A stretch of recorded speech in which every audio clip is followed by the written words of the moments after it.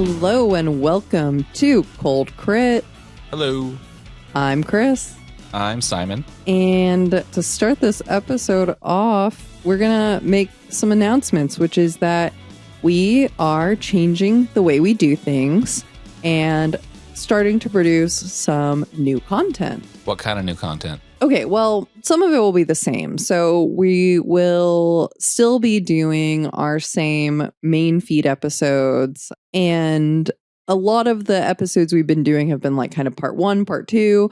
Instead, we're going to be doing kind of like thinking of it as one topic a month divided over 2 episodes, with the first episode it's always going to be available for free. And the second episodes are what we're going to call deep dives, and those are going to be available for free for the first half hour, and then you'll be able to hear the follow-up bits on Patreon after that.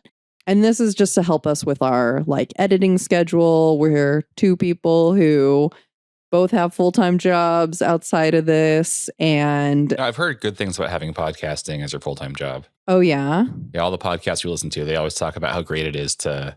Actually, no, it sounds pretty great. Yeah, it sounds fucking nice. To be, employed by the whims of YouTube algorithms and Yeah. Apple and et cetera. And yeah, when Patreon decides like, no, I think I'll take a 75% cut. Yeah. But yeah, like I think this will just give us a little bit more conceptual room to breathe, to research, to edit each kind of like topic, and still make most of the content available for free. And then we're also introducing a new type of episode. And these, I like thinking of cute little names for things. So we're going to call them open studios. And those are going to be subscriber only. That is cute. It's cute, right? And so those are going to be a little bit more freeform, no topic involved there. But like we will cover things like updates on stories that we've already covered that we maybe they're, I love Justin's son. I love like keeping track of what that weird little guy's doing. And, other. He's not relevant anymore. No, he's still out there. All right. Yeah. Anyway. So, yeah, but also things like, there are still trials going on for the folks who like have been like protesting involving art and stuff like that at art museums. We'll update anytime we hear some new stuff in those episodes. We're also doing corrections and omissions. We've gotten some like really helpful and interesting comments from a lot of different people after each episode, and sometimes we want to like include those things. But if you want to know if we have actually talked about your comments or anything, you're going to have to subscribe. Believe it or not every comment we get comes from my parents. No, it's true. They come from dozens of other people. From dozens of other people's parents. Yeah. Big in the mom market. Yeah. And then we're also going to cover like what we're watching, reading, looking at, like any shows we've seen and other stuff that might kind of be related to topics we covered or not. It's kind of us just having a more freeform, like conversational podcast as well. And yeah, with the corrections omissions, Patreon members get to correct us first. So if you're like, hey, I didn't know that's what we were doing. No, I don't. Yeah, I just decided this. We'll probably read it first. Yeah. Well, like, if you're like, hey, Van Gogh didn't do that. And like a bunch of people say it. Well, if you're a Patreon subscriber, you're going to be the one who gets the shout out. Gets the credit. Okay. Yeah. You're going to get the credit. That's how it incentive. works. I think. Yeah. Because like capitalism. Yeah. Like little meritocracy, baby. Yeah, you got to pay to get credit for other people's work. Exactly. And so that's a lot.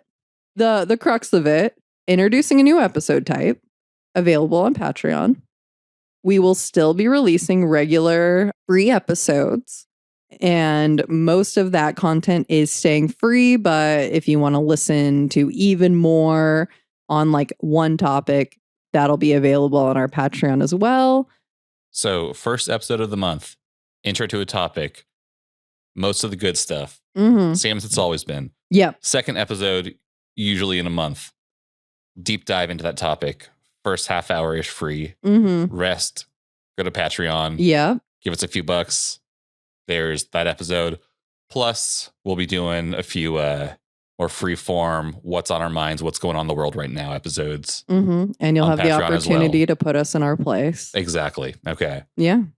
And yeah, so that sounds like a lot. And you did great, Simon. You kept up really well. I feel like I could quiz you right now and you would get everything correct. This was my idea. I know. I came up. I'm the mastermind. But the good news is you can actually get started with this totally for free. So check out the episode description or head to the website at coldcrit.art and snag the referral link to claim the Feared Critic tier. And you'll have, I think we made it 6 months access for free. No credit card or anything required. It's a gift link to claim. And yeah, then you can decide if you want to stick around with us after that. But you'll still be able to, use the Patreon.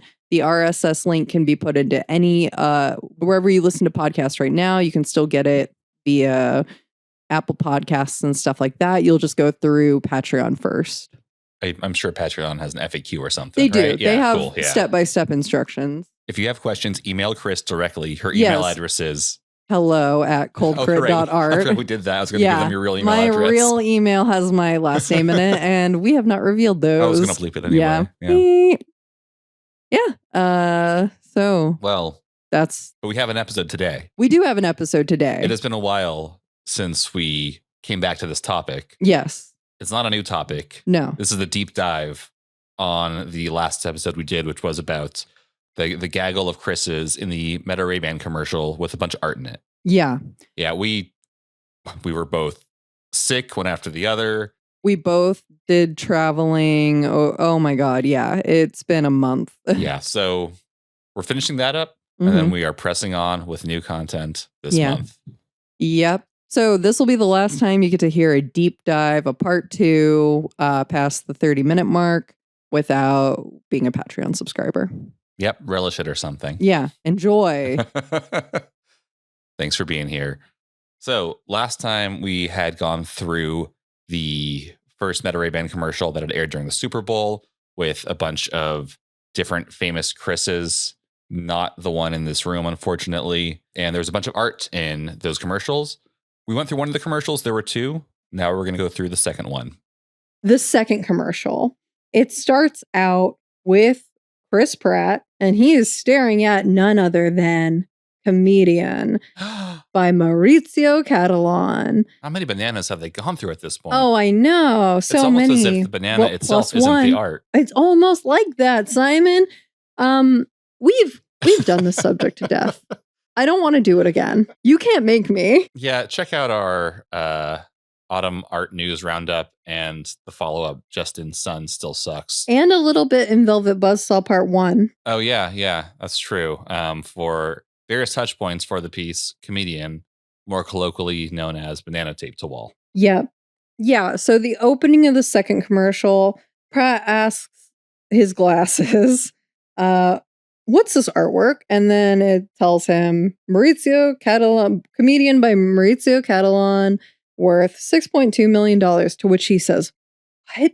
As he's staring down a banana taped to the wall, as I assume per the instructions in the PDF that come with the piece. Yep. And it's lit with like a square lighting around it. Yep.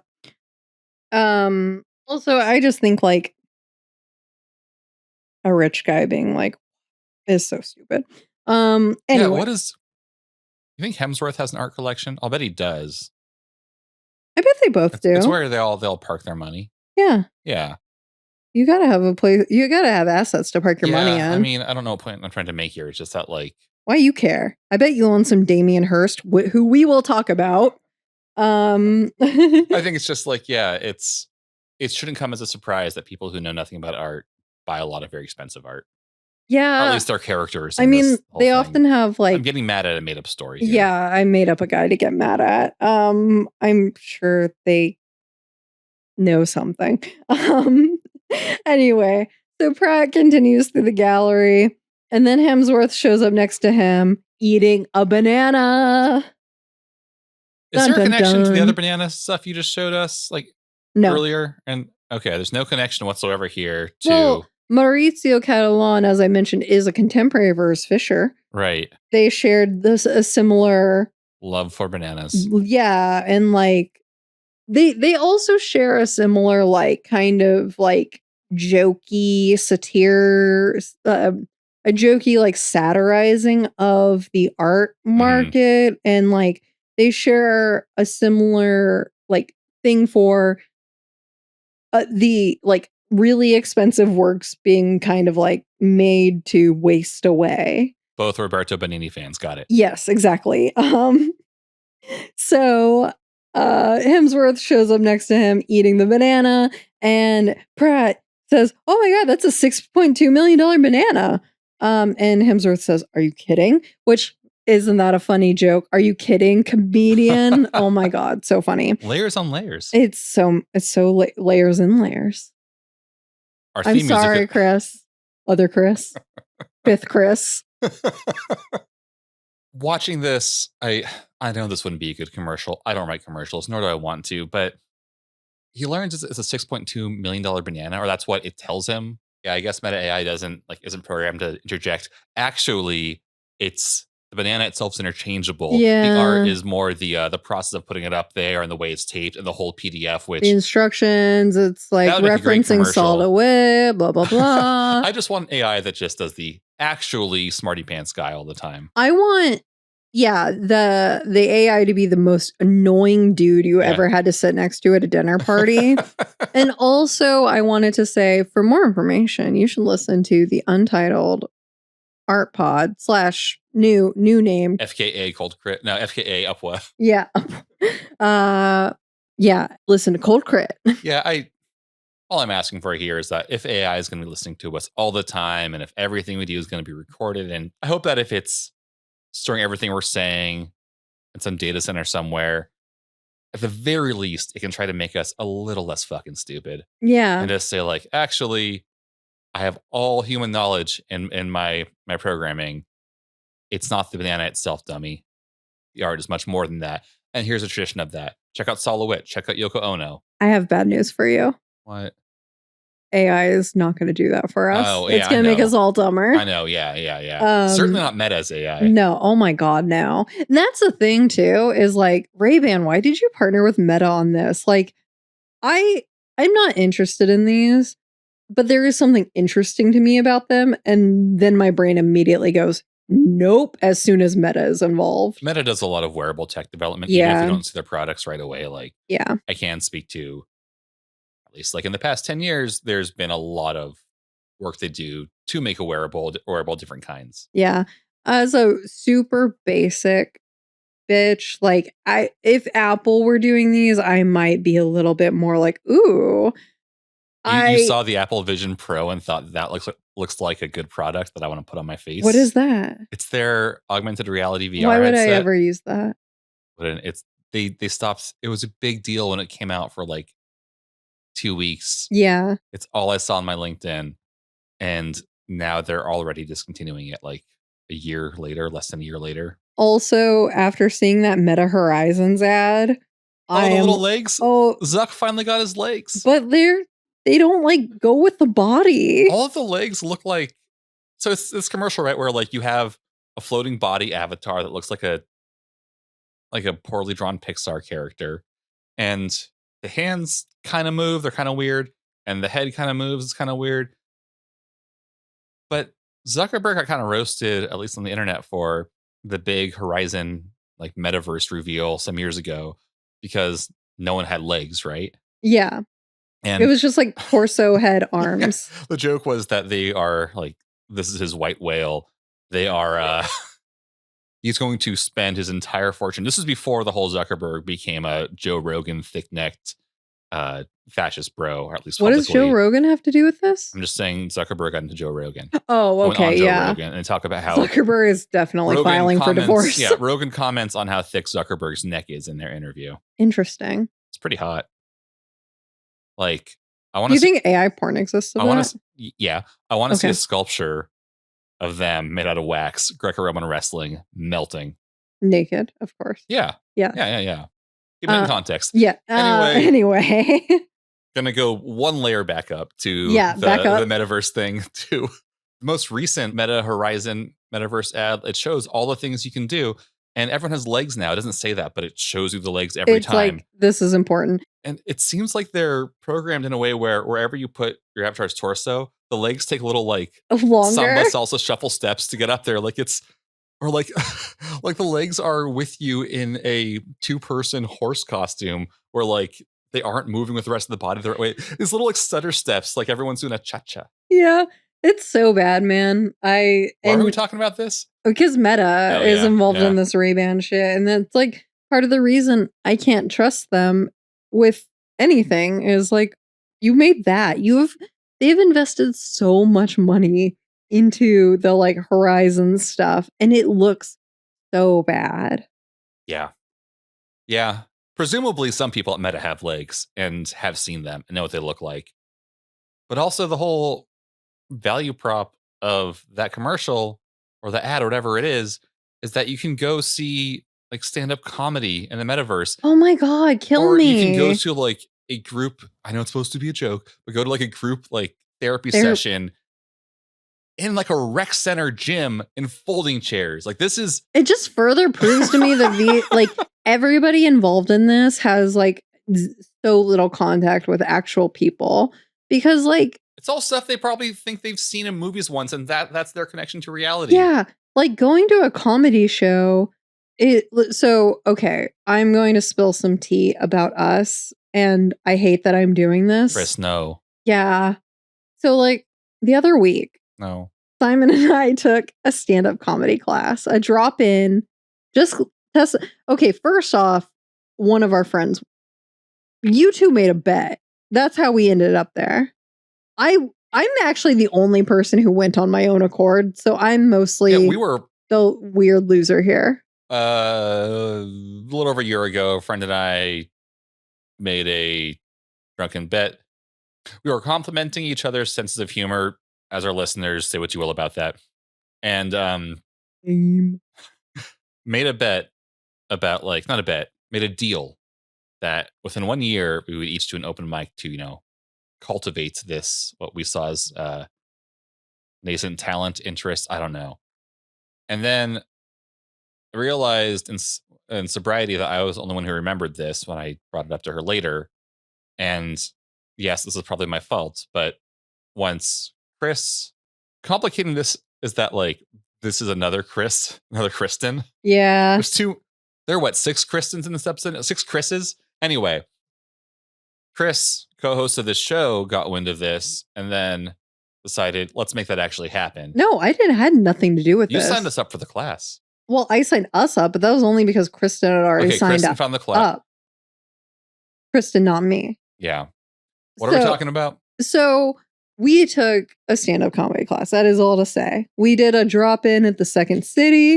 It was nice. I had fun. And then, so like, something they talked about though at the class is that in like stand-up comedy rooms are often specifically designed for like a maximum merriment. So like that's why if any of you have ever been to a comedy club, like the tables are all uncomfortably close together and the ceilings are like low. And it's because stand-up comedy, like there's like this infectiousness of laughter, and this infectiousness and like having a low ceiling makes like the laughter spread throughout the room more. Feels cozy. You're sitting close to other people. You're literally rubbing elbows with them. Yeah, you're like feeling somebody next to you jostle with laughter makes you want to laugh. There's like all this psychology behind it. And that is why comedy in the metaverse is fucking stupid. Because like you don't have those like cues that make things funnier to you. Like you can't feel the people next to you also having a good time. Do you think seeing their virtual legs wiggle uncontrollably has the same effect of feeling like they're laughing next to you? I do think just the whole audience of people's legs like shifting around. Yeah. Like little worms. Yeah.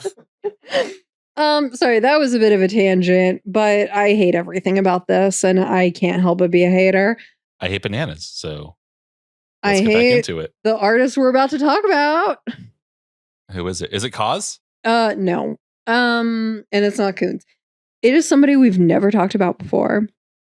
So in the background, as Hemsworth is eating this banana, on the right side, we see a piece by the artist Damien Hirst.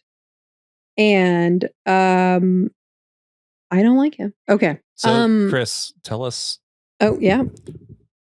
Tell us about Damien Hirst and what you don't like about him. Chris is here to tell you what's funny, what's art, and what art. I don't know. What? As somebody with a degree in graphic design, a few art history courses, and one drop-in stand-up comedy class under my belt, I'm here to tell you all of those things. All right. Yep. That's the beauty of podcasting. Yeah. I'm an expert. So, the piece behind Hemsworth, I had trouble identifying this piece. I think it is a piece called Beautiful Vision from 2006 within Damien Hirst's Mandalas collection. There are some things that don't quite look the same, but all the colors look the same to me. And the frame is the same, which is why I was ultimately like, yeah, I think this is it. Also, like, you can tell with like the Carmen Herrera piece that you also see here, it looks like shorter. I think there's a lot of like weirdness going on with like the lenses they're using. Also, this thing has probably been like color corrected to death, and it's hard to say for sure. But it's definitely in his on a green screen for all we know. Yeah. It's actually I do know because I watched some making of videos. It is not on a green screen. In contrast to the Marvel movies that these people are both in. Yeah. Entirely green screen. This is a rare opportunity for them. I know. To act on a set. To like be in 3D space. Okay, so Damien Hirst, who is he? And so like this image here is what would be like a close-up of one of those mandalas. What do you see here, Simon? It looks like a kaleidoscope, and it looks like it's made out of butterfly wings. Yeah. So I frequently see these pieces referred to as paintings, but they're not really paintings. They are mandalas made out of like actual butterfly wings. I believe this one is a close-up of a piece called Obscuritas from 2018. And so there's like one whole butterfly at the center of the mandala. And then there are the wings kind of cascading out from there. And I don't like it. Why not? Is this why you don't like Damien Hirst? No, I don't like him for a lot of reasons. Okay, are you going to get to those? Yes. Okay. But yeah, this is another image of what I think is Obscuritas in the middle. That is in a square format, but then you have like the two in the exhibition flanking it, which are circular, like the one we see. Like, I'm assuming that like that image you're showing me right now, I'm assuming that the one of the three, that it's real because this is a prominent artist who probably has real photos of his work. But that gallery shot looks so much like a mock-up. It does. Photoshop mock-up file I've used to like legitimize my own application material. Like, look how this would look in your museum. It looks just like it with like the concrete floor and everything. I've definitely shown it for real. Shut up. The things we have to do. So yeah, what Damien Hirst is best known for is his formaldehyde animals. Do you know much about these? I know about them from when we were doing our Velvet Buzzsaw episode, and I was looking into various works of art that had actually killed people, because Velvet Buzzsaw, for those who have listened to the episode or haven't seen it, is about art killing people. It's a whatever movie. But we ended up only talking on that episode about art that had actually like resulted in the end of someone else's life. Or maiming. Or like serious maiming. But there was quite a bit of art that that caused illness or like speculative, like it could have injured, like the Ai Weiwei sunflower seeds. Maybe they realized like, oh wait, this could be a huge public health hazard. Yeah, the Ai Weiwei piece with a bunch of sunflower seeds, like the dust could have been toxic. Yeah, people, I don't know if people are actually hurt. The Damien Hirst piece, you know, he's that mandala there. He's also done all this work like the one you're showing me now, which is these like animals in formaldehyde, like split up different ways. And there was can you describe the picture we're looking at now, the image? the one we're looking at right now is a like 3 glass cubes, each have a piece of a shark in them, and like it's like a full shark when you put it all together. I think that the shark is actually whole. I think that's just, and you would be right to be confused by that because he does like bisect animals and stuff like that. But in this case, I do think that this tiger shark is whole. Okay, right. Well, it's like suspended in formaldehyde in here. Yeah. So one of the pieces that came up when I was looking into art that had hurt people or could potentially hurt visitors, viewers, was Damien Hirst. He did this piece that was similar to the shark piece that we're looking at right now. Yeah. It was called Mother and Child Divided. Yeah, Mother and Child Divided. I only say that because I already have this up. Yeah. So it's a very similar to the shark piece. It's a like laterally bisected calf and adult cow in separate formaldehyde tanks. The concern was at the Tate Modern show, this piece is originally from 1993. I think the Tate Modern one might have been from 2007. And yes. Yeah, okay. Was that these pieces have a pretty high potential for leaking toxic formaldehyde gas. Luckily, no one that they know of seems to have been affected, but lots of... I did hear, though, that okay, look, this was a New York Post article, and I did not look at it much more than that. It's definitely true. Yeah, but a Tate Modern employee did report feeling like sick the entire time that that it was up, and I'm prone to believe it because it confirms my priors. That's also like like gases, like gas leaks are really hard to identify. I mean, having lived a long time in the Pacific Northwest, there's mold in your house. You don't really know if that's why you feel sick all the time, or it's just because it's always wet and drippy all the time there. Yeah, and you just kind of don't want to go on anymore. Yeah. Anyway. Yeah, Damien Hirst has come up on the show before. Yeah, well, it was omitted, but yes. Anyway, Damien Hirst has, I don't know. Go on. Yeah, so just circling back to the shark piece, circling, I don't know. Is that's like a joke, right? It's a shark joke. It's a shark joke. Doing shark jokes. They circle. Yeah. Yeah. The shark, the piece with the shark, the tiger shark and formaldehyde is called The Physical Impossibility of Death in the Mind of Someone Living. That was from 1991. Like, these sharks were caught in the wild by fishermen commissioned to do so for this piece. And it wasn't like he just knew a shark guy. Yeah, it wasn't like, oh, this one like washed up onto shore or something. It was like they were specifically wild caught. It's not like the RFK approach, which is it happened to be dead and I sawed its head off to bring it home. Yeah, and like they're just... Was that a bear he did that with? Yeah. What? Oh, the bear. Yeah. And the whale? No. Who was the whale? Shark? Shark whale. I don't know. RFK, our U.S. Secretary of Health has a weird habit of taking roadkill and doing weird shit to it, like putting it in Central Park allegedly as a joke, like the carcass. No, he like totally said he did it. I know. Yeah, it wasn't alleged. Is it a joke? Oh, allegedly a joke. Yeah, the joke is alleged.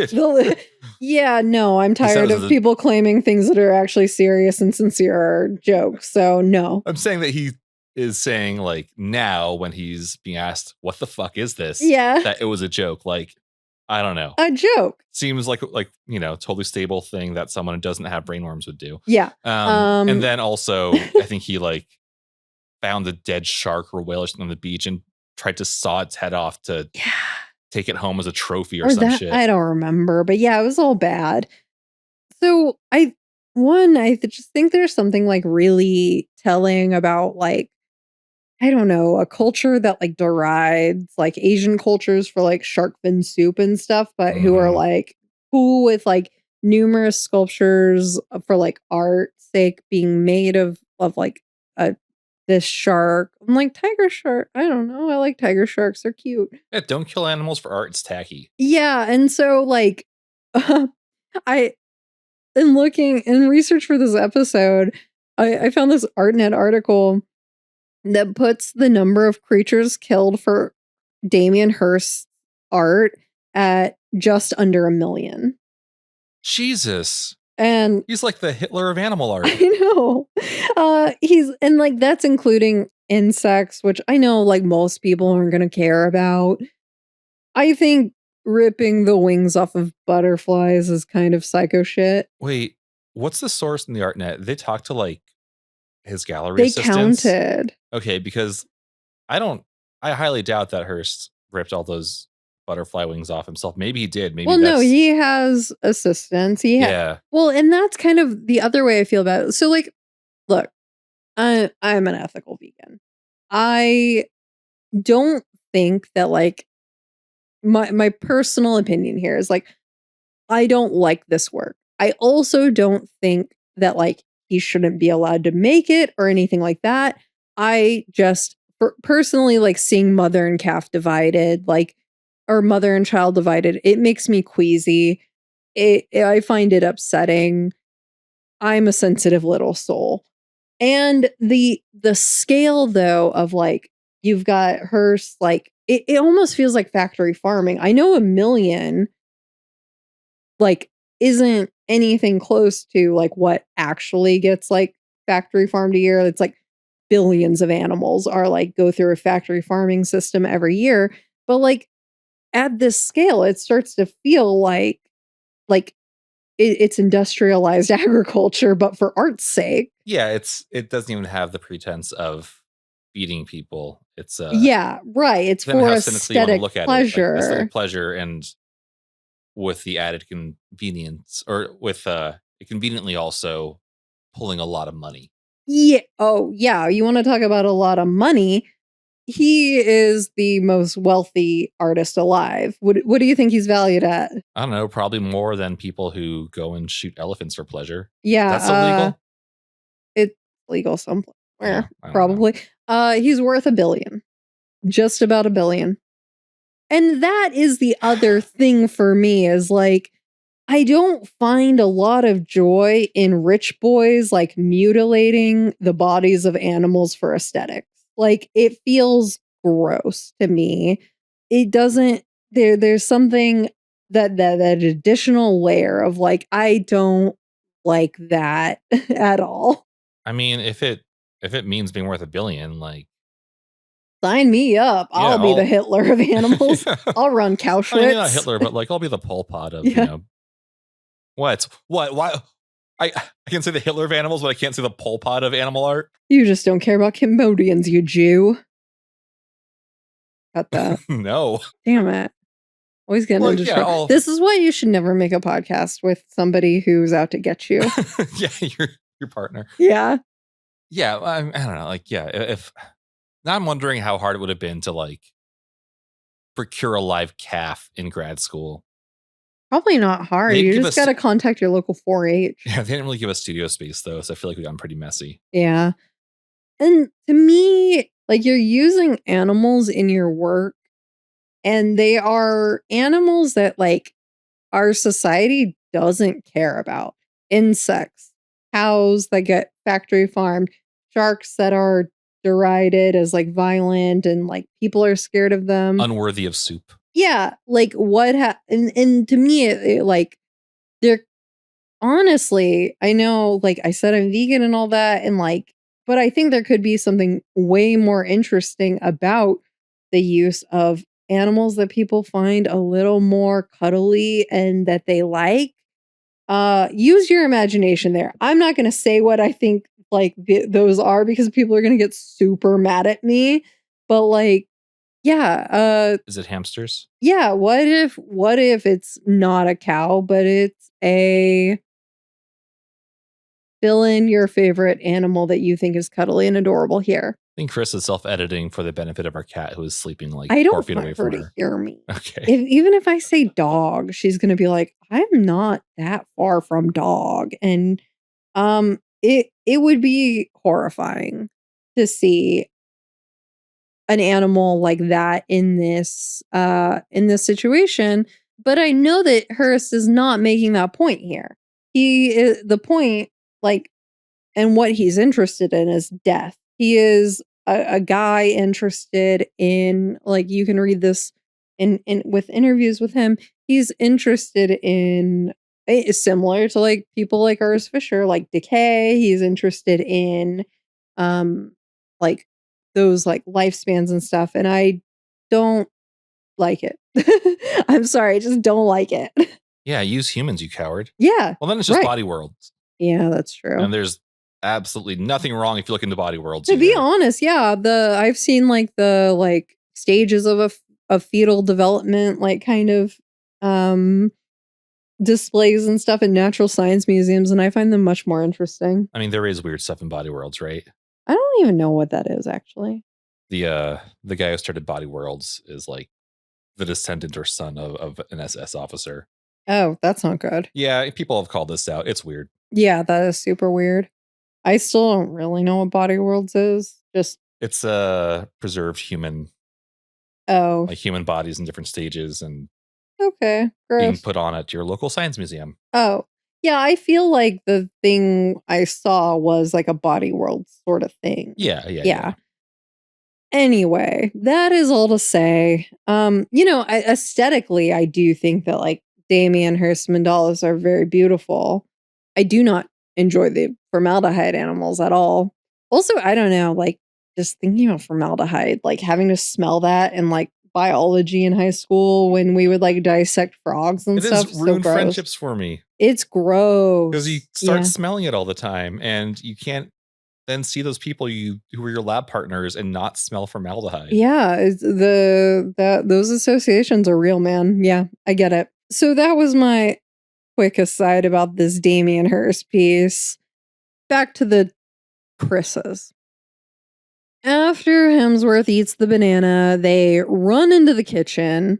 There's a kitchen in this gallery to try to find a replacement. Is it a gallery or is it like it? Well, okay. Okay, we'll get to what this is. They open the fridge. They are what I don't know why they're looking for a banana in the fridge. That's crazy. Do you not refrigerate bananas? No, not until they're like really about to go, like, and I want to keep them for another like day to maybe, and then after that I chop them up and freeze them. I don't know what girls eat. You don't know what people who eat bananas eat. No. They're going through this like big refrigerator that's just full of green stuff, green vegetables, green fruits. All these vegetables are the wrong color. Yeah. And then Kris Jenner appears behind them. Another Kris.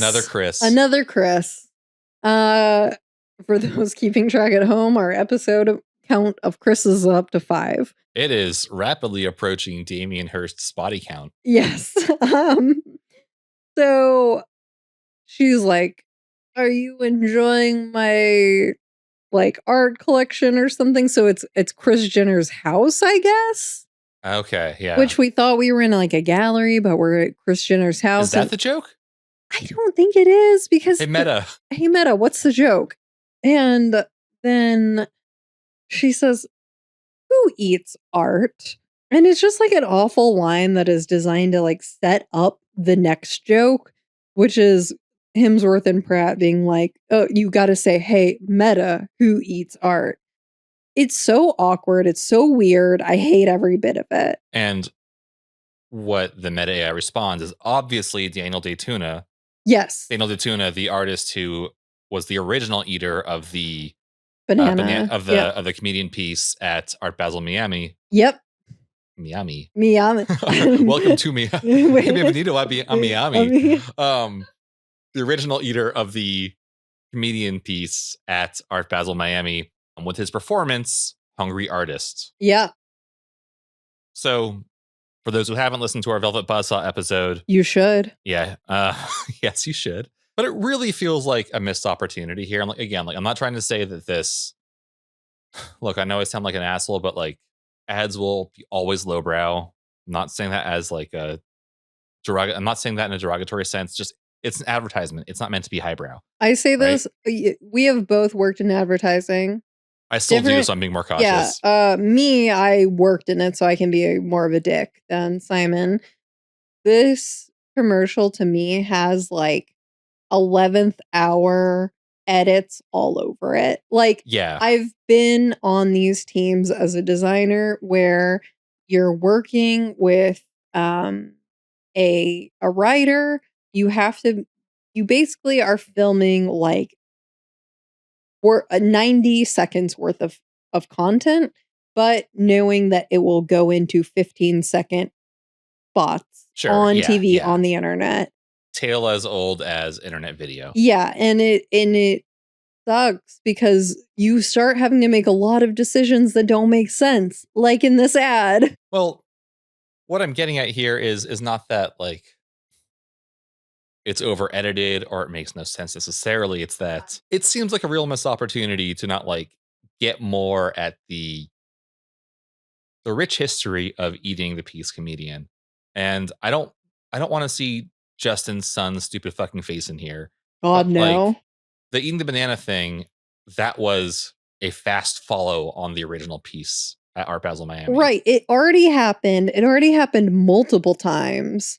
It's been done to death. Why are we doing it in this ad? I'm so sick of it. Because the Justin Sun thing was like just timed right for the Super Bowl, where he ate the banana publicly and had his little microphone with a banana on the flag. And it's just enough in the cultural consciousness right now to like bring it up again without, it has the benefit of calling back to that for people who are on the internet a lot, and also being funny for people who are dum-dums and don't know anything about what's going on. Don't call them dum-dums. What?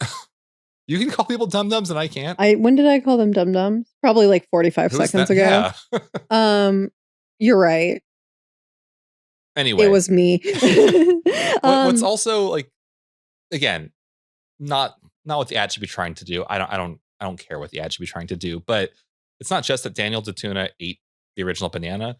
It's also that he did artwork separate from that, which has a technological lineage to the Meta Ray-Ban product itself. Right. He literally worked with glasses lenses. Google Glass. Yeah. And Google Glass. Like one of the like what a missed opportunity here to like. Google's a competitor here, so maybe they can't acknowledge that. I don't know. Anyway. But beyond Google Glass, he also worked with like glasses lenses themselves. He didn't just work with Google Glass because he came from an optometry background. That's my understanding. Yeah, he was a Georgian-born artist from New York City, came from an optometry background, would do these pieces that are like big flags or, big tapestries of, not literal tapestries, but like collages of historical imagery and cultural imagery, and then put a whole bunch of like glasses lenses over them to distort it and change the way you see it.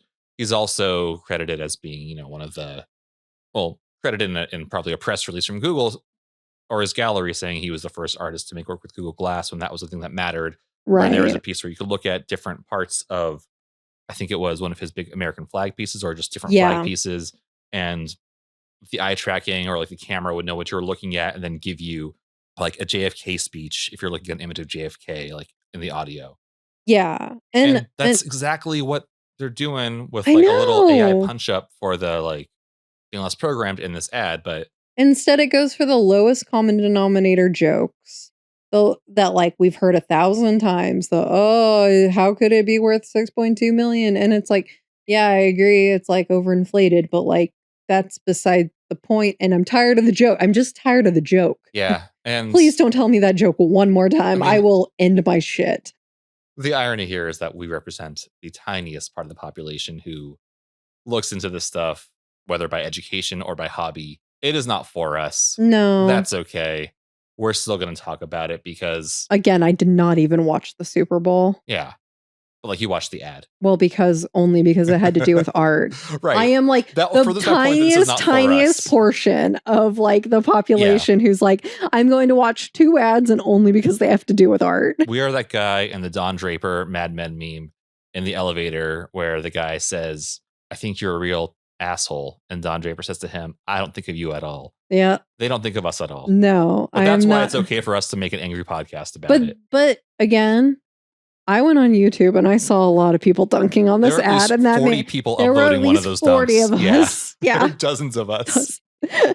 So and this is where our new tagline for our podcast comes up, which I think should be cold crit an art podcast where we talk about art we love through things we hate. We'll workshop it.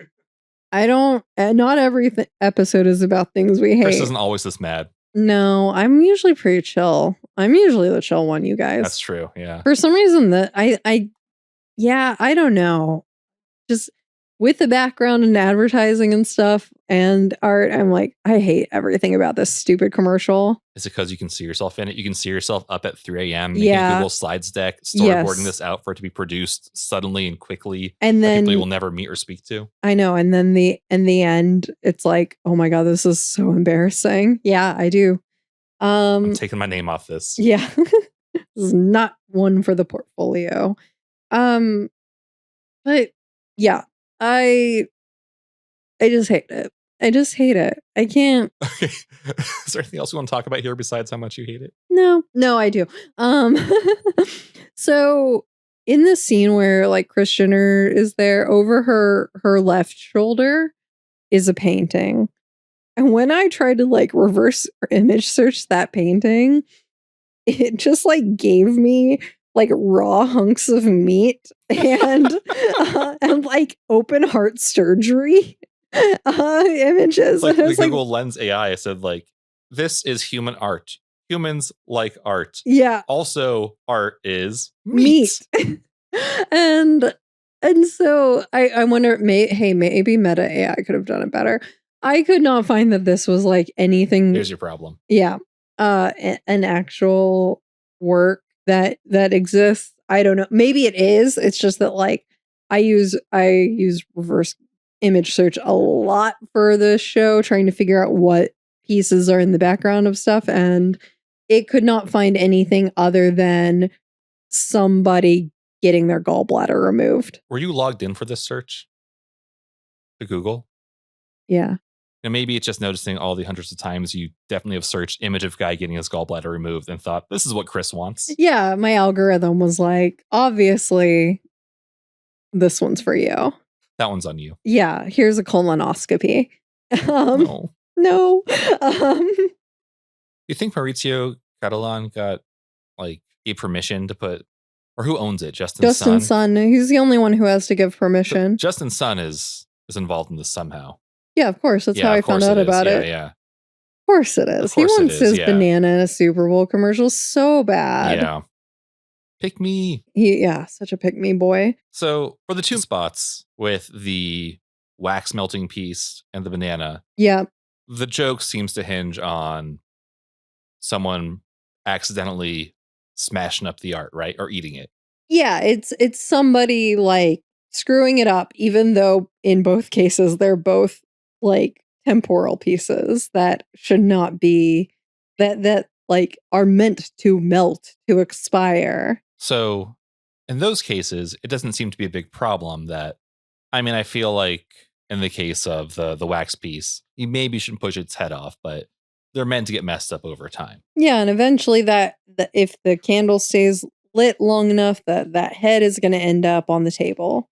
So it's really not a big deal. Well, there are a lot of times where it has been a big deal that someone has totally messed up some art.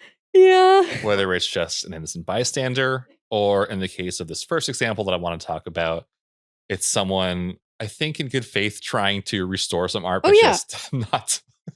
So I see the image, and yeah, it was in good faith. So the image I've pulled up here for Chris is, well, there are three images here. The first piece is a Spanish fresco from 1930 called Ecce Homo. It is in Sanctuary of Mercy Church in Borja, Spain, painted by Elias Garcia Martinez. It's a traditional Catholic fresco depicting Jesus with a crown of thorns. This piece, generally considered artistically unremarkable. Not my hot take. It's just, we've seen a lot of Jesus looking sad with his crown of thorns on. It is like one of, like hundreds of like Passion of the Christ images.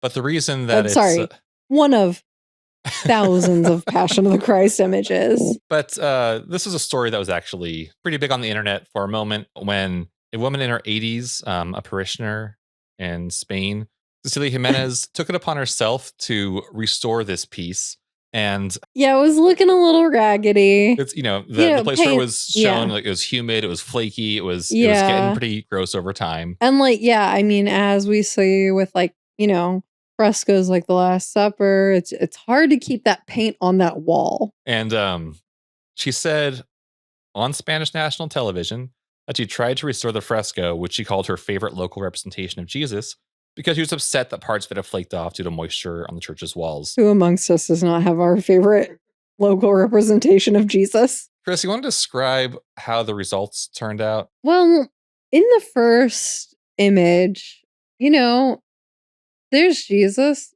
It honestly, like, if you squint and back up a little and are viewing it on a TV, it looks like not photorealistic, but it is a very realistic depiction. I'm sorry, I love this piece. Like, this is an old story, but it still just makes me giggle uncontrollably. It makes me laugh so hard every time I see as it's aging, there's this like big chunk of his like cheek is no longer there. He's missing his like bottom robe. It's flaking really bad. And in the third image with the attempted restoration, like, so it looks like, okay, not everybody has used Photoshop, but sometimes when you use Photoshop and you try to like spot heal stuff or like try to like gussy up some stuff, the more you do it, the more like blurry the image gets. and it kind of all starts to like, you can see values, but it all just kind of starts to like morph together. It reminds me of when I would play with a clone stamp tool. Yes, exactly. The clone stamp. Yeah. To just replicate human skin. It kind of looks like that. He's got these like beady little eyes. There's nothing anywhere remotely photorealistic about it anymore. He's got these like beady little eyes that have like just white pupils. His face looks, his like mouth is like all like, I don't even know how to describe it other than bleh. He's like no chin. It's so precious. The crown of thorns looks like he has just fuzzy hair. Fuzzy, yeah. He looks like he has a mane around his head instead of like a crown of thorns, a beard, and a neck. It's like he has a mane. And like he's got a neck beard that extends from that mane. This like little like pointy nose. It's so good. Oh my god. And like the scroll is wrapped in the opposite way in this one. Yeah, how did that happen? I don't know. Well, I mean, this was in 2012 when the restoration happened, and the restoration. It's in 2012, and people who saw this online went nuts. I saw it online at the time, and I went nuts. I think you can find on Wikipedia under the name, instead of Ecce Homo, Ecce Mono, as in monkey instead of man. Yeah, it totally does look like a monkey. I remember feeling really bad about like thinking it was so funny at the time, but also it's hilarious. Well, I mean, in her defense, in Jimenez's defense, she said she could not understand the uproar because she had worked in broad daylight and tried to salvage the fresco with the approval of the local clergy. The priest knew it, she told Spanish television. I've never tried to do anything hidden. Like, I have to imagine, who knows what happened, but I have to imagine that, like, this lady, taps on the priest's door pretty regularly, and maybe he was busy, and she was like, I'm gonna fix up that fresco. He was like, yeah, sure, whatever. Like, doesn't even look up, and then checks later and just goes, oh, Dios mío. Also, are we not sure that, like, there was some relation between them? Because I feel like that could have been like my aunt just coming to my door. In those kind of like small village settings, you'd be like, okay, go. That might be the case for all I know. I didn't look that deeply into it. No, I don't know either. I'm just too distracted by speculating. The fact that in my headcanon, this was the inspiration. Even though it came out like 15 years-ish prior, the Mr. Bean movie Bean, the one where he goes to America, the plot of that film, which we should probably do it for this show someday. All right, I will watch it for the first time. Mr. Bean comes to the US and for whatever reason is tasked with transporting a painting to a museum in Los Angeles. Do we know what painting? Whistler's Mother. Okay. And somewhere in the process, he sneezes on the painting on the subject's face. And, being Mr. Bean, there's a whole slapsticky thing, and he tries to wipe it off with his handkerchief, and it just dissolves the paint. And the whole conflict of the movie is him trying to cover this up. His first attempt is to draw a cartoon base where it used to be, and of course that doesn't work. And then eventually he just replaces it with a poster and covers it in like egg whitewash, so it looks like a real painting. Okay, to be the meta AI we really want to be, the actually meta AI guy. So something interesting about art restoration is that they frequently have found an industry standard in art preservation and restoration is to use human spit to clean small, discrete areas of paintings. So what if you sneeze it? They do the Mr. Bean. They sneeze. When you sneeze, you spit, but you don't hock a loogie. Well, no, when you sneeze, that's spit. Depends on how you're feeling that day. He just got off a flight. Yeah, but he was probably just reacting to the California allergies. Yeah. There are all sorts of new plants when you're coming over from England. Maybe he had read that as well, and they did him dirty. Yeah. So also, actually, I don't know if human snot can dissolve oil paint. So yeah, I probably can. Just a whole nother level. I would be super concerned if that were the case. But yeah, to be the actually guy, that is actually there are certain enzymes in spit that are actually super conducive to cleaning some. Maybe it's only certain kinds of paints from certain kind of periods, but it is actually a common practice to go spit shine. Yeah, give it a lick your thumb and go nom nom nom. Well, let's talk then about some accidentally damaged art. Well, I guess that case was an accident. I guess the mistake was saying, yeah, sure, go for it. Restore it. Okay, yeah. Through your faith alone, you'll be able to recreate this unremarkable fresco. Let's talk about some work that cannot be just shit shined. Cannot be spit shined back into passability. In 2006, Steve Wynn, a Las Vegas casino magnate and art collector. Bad guy. We'll get to that. Okay, good. We'll talk about the lesser of his evils first. Okay, I'm sure. Which is putting his elbow through a Picasso he owned a day after agreeing to sell it to Stephen Cohen, another bad guy. Also a bad Steve. Owns the hedge fund SAC Capital for $139 million. Oof. So the piece is La Rêve, translates to The Dream, the Picasso piece from 1932, Cubist portrait depicting his mistress. I mean, makes me ask which one, not important.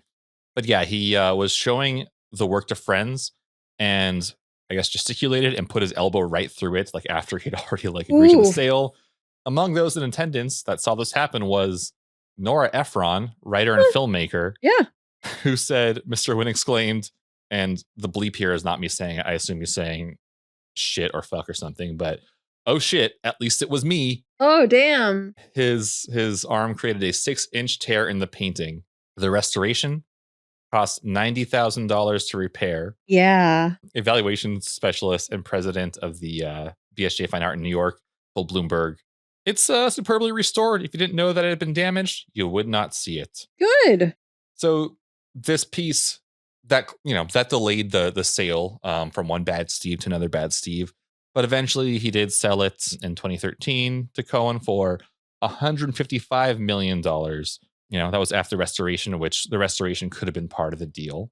Worth noting, and to your point about bad Steves, later that year... We got to abolish Steves. Later that year, SAC Capital, Cohen, the buyer is from, pleaded guilty to insider trading and paid $1.2 billion in penalties in addition to the $616 million they'd already paid to the SEC. So you can pawn on Picasso for a little bit of that. Yeah, that you owe. I didn't get that far into it, but the sale was a part of that investigation too. Cohen and Wynn are both billionaire art collectors with significant collections.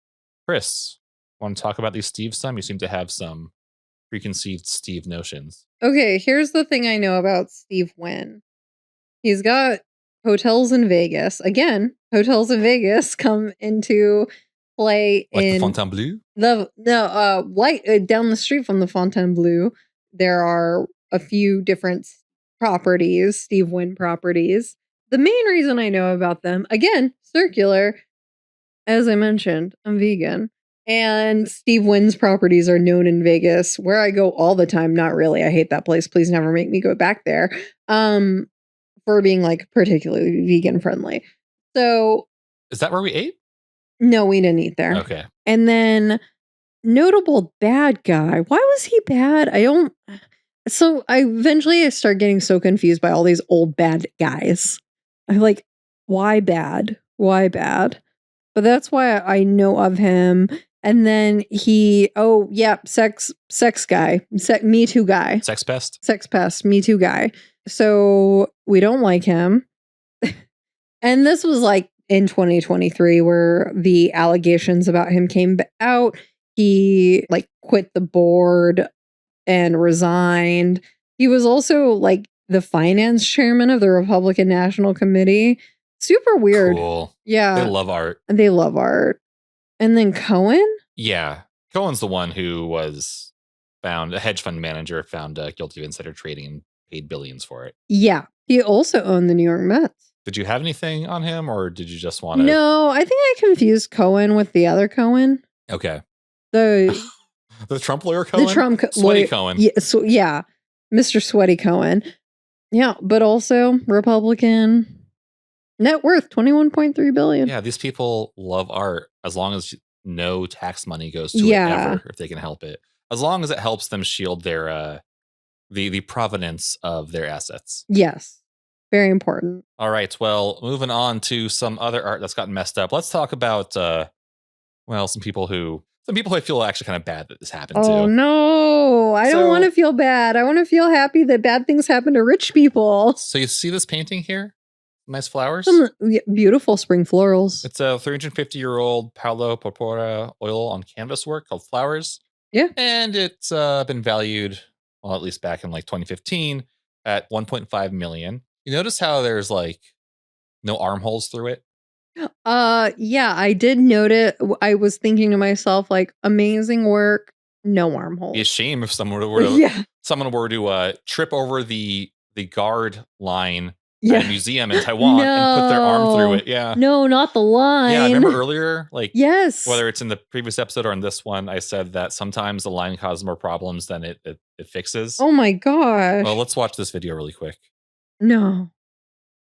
What are you seeing, Chris? I'm seeing a crowd of people. No, and then there. Okay, one thing that's very confusing about this is that in a museum setting, security camera footage, we can see what I believe to be a young man, but he's like holding a drink. It's got like a boba tea or something. Yeah, like a boba. I cannot imagine a museum in this world where you would be allowed to bring a boba into an art gallery. I mean, maybe he wasn't allowed and just got it in there. Who knows? I just feel like every time I'm in a gallery, there's docents everywhere going, no. Well, the boba wasn't the issue here. No, the boba did not go through the painting. His arm did. He tripped and caught himself on the painting. So he's kind of like shuffling after he looks like he's a part of a group tour or something. And then he kind of like is shuffling after the group and then trips on the little line that is surrounding the work. And he falls into it, hoisted by the museum's own Batard. Batard? Batard. That's a bread. Hoisted by the museum's own Batard. Petard? Hoisted by the museum's own Petard. In Chris's defense, I've been coaching her for the entirety of this podcast, every episode we've done, on how to soften your P's and B's. At a certain point, you just can't tell with a microphone. And I feel like it's my fault. I'm saying say it more like a B instead of a P. Yeah, and I'm just then saying. You get batard, a French loaf, instead of petard, an explosive. Yeah, I'm just saying batard. Batard. It's hard. It is hard to say petard. It is. Petard is hard. Yes. Yeah. Anyway, this poor kid, the 12-year-old kid, like he was 12. Horrible. No, I thought he was at least a stupid 15. No, he was 12. That sucks. It was in 2015, but he was 12. Okay. Damaged the painting's bottom right. The boy's hand made contact with the artwork and left a hole the size of a fist, according to the exhibition organizer. Though they did also say the boy was very nervous, but should not be blamed. And the painting, part of a private collection, was insured. Well, I would hope so. Yeah, you insure stuff. Yeah. That's kind of like... And this goes back to our question Velvet Buzzsaw about like, yeah, you insure art all the time, but what happens when like the art grinds up someone's arm? Yeah. If you know, tell me. I got some sculptures I'm planning. I don't think there's death dismemberment insurance there. Fine, I guess I'll maybe you have to go start an insurance get company. a rider on your homeowners or renters or something. I don't know. Well, that sucks. I hated seeing that. That poor boy. Well, yeah, here's a picture of the damage. Oh no. So this one I'm including just because it's so slapstick. Like I have to point out there are so many of these. I went into this thinking like, oh yeah, and that Meta Ray-Bans commercial, they like break some art as a supposed accident. Let's see when that's actually happened. There are too many even for one full episode on that subject. This happens all the damn time. Well, remember in like the Velvet Buzzsaw episode where we were talking about like her line, all art is dangerous. What she really means is like all art you are in danger of knocking over or punching a fist through. Yeah, and hopefully not being liable for. Yeah. Oh. With that in mind, if you go to a museum of any kind, make sure your shoelaces are properly tied. Yeah. In 2006, a guy trips and breaks a bunch of Qing Dynasty vases, thought to be worth $125,000+ in total. Thought to be worth. I don't know. Say more. I don't know. Because I mean, okay. I always have like, with art, anything, it's always like, speculation. It's worth, saying certain things are worth something. It's like, well, that's what somebody bought it for. But yeah, thought to be worth even. I mean, these are vases from the Qing Dynasty. Like, they're old. They're old. They're as historical hell. relics. Well, they're probably Yeah, they're old. They're historical relics. This is in the UK. Nick Flynn said he realized he'd gone to the wrong staircase at the Fitzwilliam Museum, and he swung around to come down. As he did so, he stepped on his untied shoelace and fell forward. He said, quote, "I was trying to grab hold of something, but the walls were smooth marble and I couldn't stop myself." No. So all these vases were displayed on a windowsill. No. He said, "Although I knew the vase would break, I didn't imagine it would be loose and crash into the other two. I'm sure I only hit the first one, and that must have flown across the windowsill and hit the next one, which hit the other like a set of dominoes." No. I hate this. Why were they on a windowsill? I mean, I think they did reconsider where they'd been there for a long time. They reconsidered like maybe our other art shouldn't go on windowsills. Yeah. Where people can trip on them and domino them into each other. Yeah. A spokesperson for the museum said those vases had been on that windowsill for decades and had never met an accident until this guy visited. Oof. Quote, "Not everything is shut away in glass cases. An accident of this nature does, of course, bring the issue into sharper relief." Funny. Yeah. They have a sense of humor about it. That's a Meta Ray-Ban but joke. Fun. Yeah. No, to me, funnier than the Meta Ray-Ban commercial jokes. Speaking of dominoes. No, I know this one. When we were talking about like times this had actually happened, you brought up selfies. And within the huge list of accidental art destruction, there's a whole subsection of selfie-related damage. Yep. This video is from 2018. I'm going to play it for you. What are you seeing? I'm seeing a group of it's like pedestals with objects on them really tightly packed together. There's maybe like 8, 9 people, 10 in the room, and then they fall over like dominoes. Yeah, there's a row of them fall over like dominoes. A person is squatting down in front of them. Yeah. For a selfie or for their friend who's taking a photo. Yeah. And booty bumps one of them and it knocks an entire row over. Yeah. Somebody picks one up. One guy looks like he's like walking off some adrenaline and deciding like what country he's about to flee to. Yeah, real bad. Real bad. I hate it. Yeah, that one was at the 14th Factory Pop-Up Gallery in Los Angeles. This was a very popular video when it happened in 2018. It got over 7 million views. Yeah. Yep, caused by a selfie. There are a bunch of crown sculptures on those pedestals. Seems to me like you might want to anchor those down. Also, I'm just gonna say I don't think that those rows are ADA compliant. No. Those don't look 36 inches wide. No. I don't think you're supposed to go between them. Are you not? No, there's someone between them. Yeah. This thing was doomed from the start. Honestly, yeah. If, maybe you don't care about like ADA access, but like one reason to make your exhibitions ADA accessible is so that like maybe things like this don't happen. So you don't cause an estimated $200,000 in damage. Oof. Wait, so did things broke? Like, yeah. Yikes. I'll just point out here, without going through all of these, there are a ton of selfie-related accidents. Like I mentioned, oh, yeah. There's an entire ArtNet article where you can look at just the year of 2018. Like it was a particularly bad year for selfie-related art. Yeah. Something they point out in the article is the specialist insurer Hiscox, which does a lot of art insurance. They they referred to art that's damaged by people involuntarily bumping into it when taking a selfie as, quote, a pandemic of selfies. Like selfies have become extremely expensive for insurers. Yeah. Yeah. I mean, I would almost think that the insurers would start having like a no selfies rule. Yeah, but like, how are you going to stop people? Well, I mean, I guess just no photo rule, but then that is also at odds with sometimes, exhibition. Like a lot of exhibitions really want you to take photos of the work. Mm-hmm. Yeah. So how do you stop no front facing camera? Like, I don't know how you do it.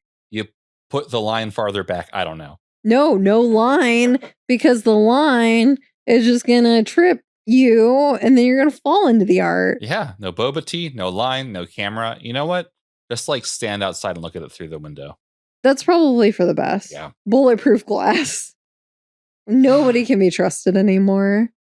It's a tragedy.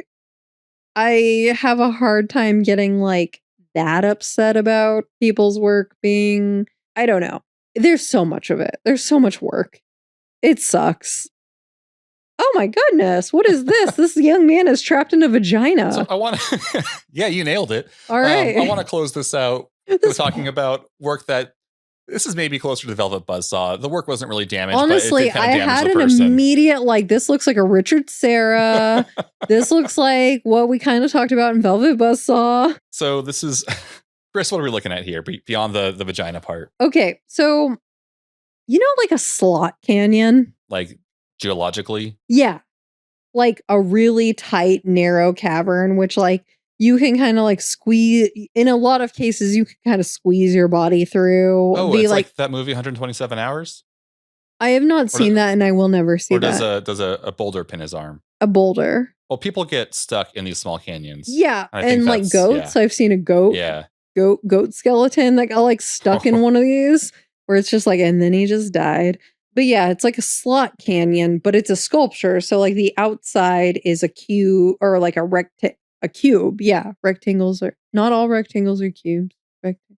Cubes are not. What? It's like if a rectangle was a cube. What's that? What are you talking about? I don't know. Okay.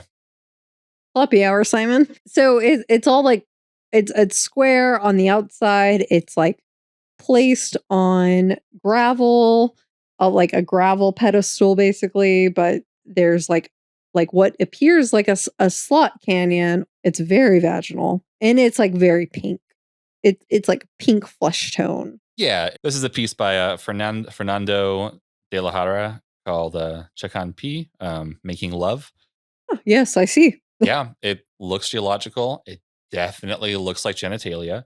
But an American student was trying to get a selfie for the internet lulz and crawled inside the vagina-shaped sculpture outside Tübingen University in Germany, and accidentally got stuck in it. Like, oof, his legs are stuck in it, and he can't see him. It's like he kind of got in there and then fell over, and he wedged his legs in the bottom of it. So it's like one of those like 3D puzzles where you have to like move himself up while staying parallel to the ground. Mm-hmm. And as you see in this image, he needed the fire department to help him do that to get out. Yeah, it reminds me a lot of like, oh, this is terrible. But like, like about the Nutty Putty caverns and like Nope. the death. So as we know, I really like looking into stuff that involves like death in caves. And there is this like famous incident where they were called the Nutty Putty Caves. And people would go spelunking in them. The whole like cavern system hadn't been mapped. These two brothers who lived in the area were really into it. And they go into these caves and they find this like area. And like one guy kind of like falls face first into the cave, into like a cavern, and he can't get out because like his legs get stuck at such an unnatural angle that like he can't be like pulled out. Like rescuers go in and try and pull him out, and he eventually dies there of like heart failure. He's essentially like crucified in a weird way. Like it's all this like stress that happens to your heart over like the course of like, a couple of days, where it's like he didn't die of like starvation or like lack of water or anything. He died of like his heart giving out because of the like stress position he was in. That's what this looks like to me. It is scary. Like the way it kind of just looks like he's in that slot, but like you can see his legs aren't quite at the angle that like legs should be at. Well, what I read is it took 5 fire trucks and 22 firemen to get him out of there. So yeah, sounds like a Nutty Putty situation. Yeah. Oh my God. That's awful. Oh my God. Well, I thought I was going to bring all these incidents up as a palate cleanser, but thanks for bringing us back to something really dark and disturbing. You're welcome. You can always count on me to come in with the horrible cave knowledge. Ugh. You want some stories about cave diving? I got them. I was thinking about that the one time when you had to work and I had the day off and we were in Bend, Oregon. I was like, I'll go visit a cave by myself. That seems fun. I would never visit a cave by myself. Never do it by yourself. I've read too many Wikipedias to ever visit a cave by myself. And that's going to be it for this episode of Cold Crit. My name is Chris. And I'm Simon. Be sure to sign up for our Patreon to keep hearing all of our stuff. And yeah, still subscribe on Spotify or YouTube. That's still going to be available. They're both going to have access to videos. And you can also, see images of the work we're talking about there. You'll also be able to find the audio versions on Spotify, Apple Podcasts, or wherever you get your podcasts. And follow us on Instagram at Cold Crit Pod.